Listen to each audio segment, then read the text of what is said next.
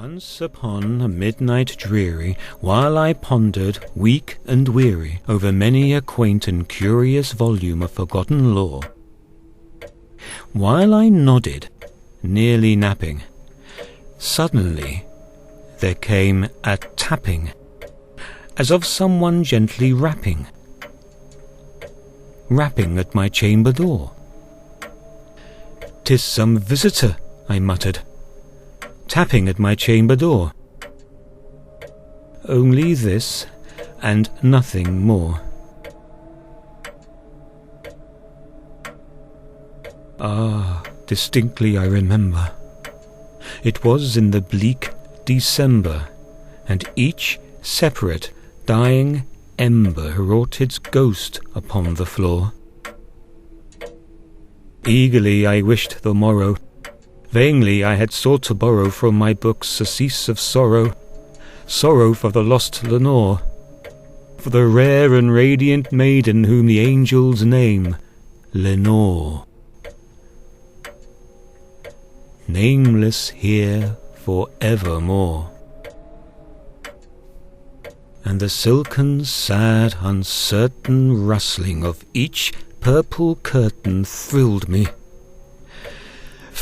with fantastic terrors never felt before, so that now, to still the beating of my heart, I stood repeating, "'Tis some visitor entreating entrance at my chamber door, some late visitor entreating entrance at my chamber door. This it is, and nothing more."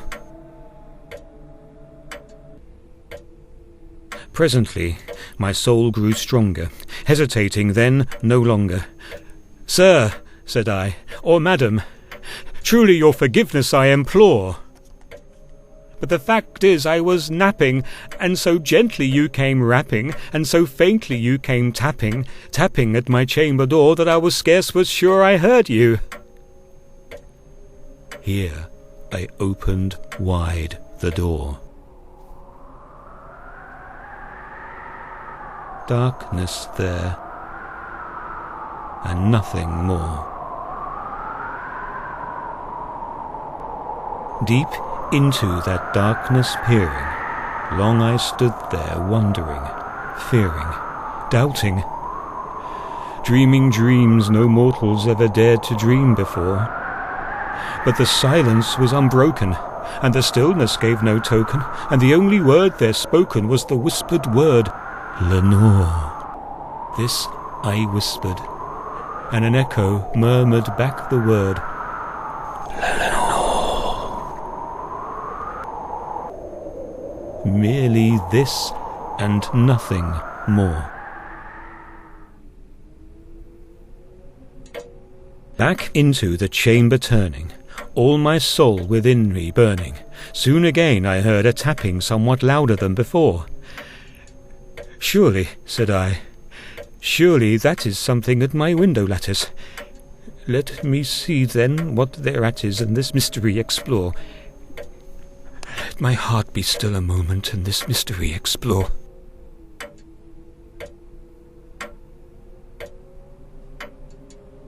"'Tis the wind, and nothing more."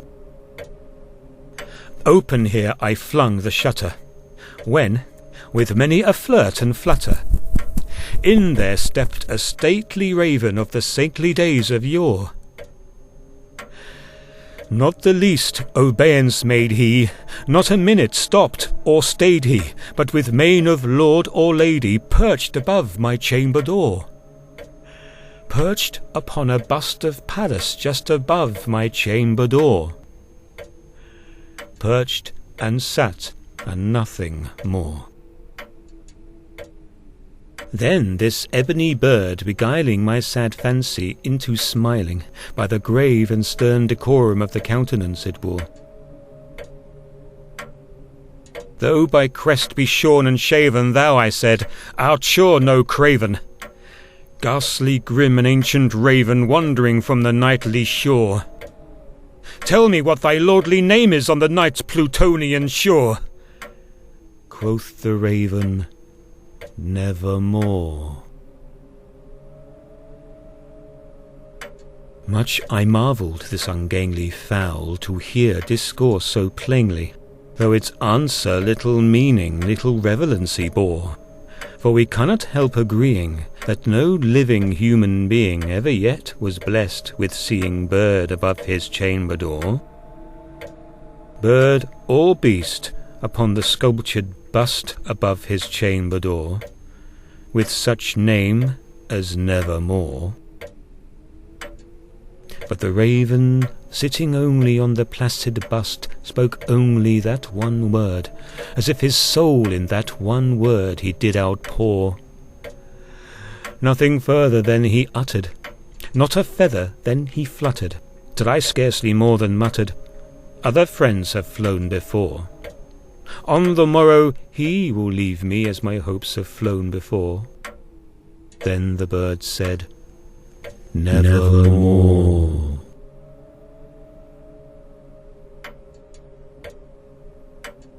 Startled at the stillness broken by reply so aptly spoken, "Doubtless," said I, "what it utters is its only stock and store, caught from some unhappy master whom unmerciful disaster followed fast and followed faster till his songs one burden bore, till his dirges of his hope that melancholy burden bore, of nevermore."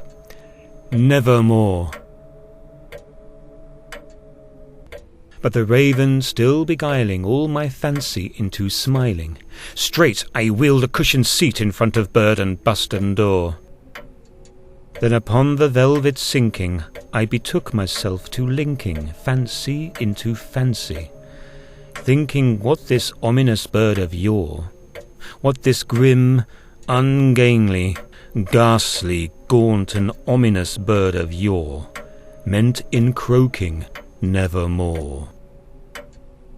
This I sat engaged in guessing, but no syllable expressing to the fowl whose fiery eyes now burned into my bosom's core. This and more I sat divining, with my head at ease reclining on the cushion's velvet lining that the lamplight gloated o'er, but whose velvet violet lining with the lamplight gloating o'er she shall press, nevermore. Then methought the air grew denser, perfumed from an unseen censer, swung by seraphim whose footfalls tinkled on the tufted floor. "Wretch," I cried, "thy God hath lent thee, by these angels he hath sent thee, respite and nepenthe from thy memories of Lenore. Quaff, oh quaff this kind nepenthe, and forget this lost Lenore." Quoth the raven, "Nevermore." "Prophet," said I, "thing of evil, prophet still, if bird or devil, whether tempter sent, or whether tempest tossed thee here ashore, desolate yet all undaunted on this desert land enchanted, on this home by horror haunted, tell me truly, I implore, is there balm in Gilead? Tell me, I implore." Quoth the raven, "Nevermore." "Prophet," said I, "thing of evil, prophet still, if bird or devil, by that heaven that bends above us, by that God we both adore, tell this soul with sorrow laden, if within the distant Aidenn it shall clasp a sainted maiden whom the angels name Lenore. Clasp a rare and radiant maiden whom the angels name Lenore." Quoth the raven, "Nevermore." "Be that word our sign in parting, bird or fiend," I shrieked, upstarting. "Get thee back into the tempest and the night's Plutonian shore. Leave no plume as a token of that lie thy soul hath spoken. Leave my loneliness unbroken. Quit the bust above my door. Take thy beak from out my heart, and take thy form from off my door." Quoth the raven, nevermore. And the raven, never flitting, still is sitting on the pallid bust of Pallas just above my chamber door, and his eyes have all the seemings of a demon's that is dreaming, and the lamplight o'er him streaming throws his shadow on the floor. And my soul from out that shadow that lies floating on the floor shall be lifted nevermore, nevermore, nevermore, nevermore, nevermore, nevermore, nevermore, nevermore, nevermore, nevermore, nevermore, nevermore, nevermore, nevermore.